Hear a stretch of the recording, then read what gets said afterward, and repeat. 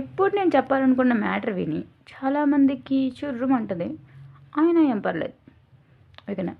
ఒక అమ్మాయికి అబ్బాయికి గొడవ జరిగిందనుకోండి. ఇప్పుడు అమ్మాయి పోరా ఆడింగోడా అని అన్నదనుకో.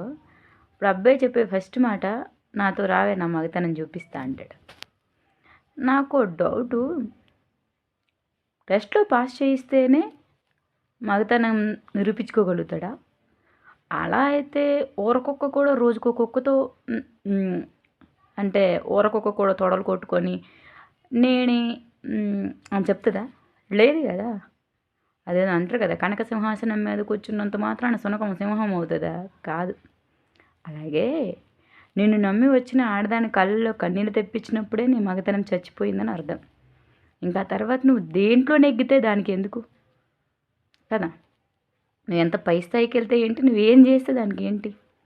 ఎప్పుడైతే కన్నీళ్ళు తెప్పించావు అప్పుడే చచ్చిపోయావు.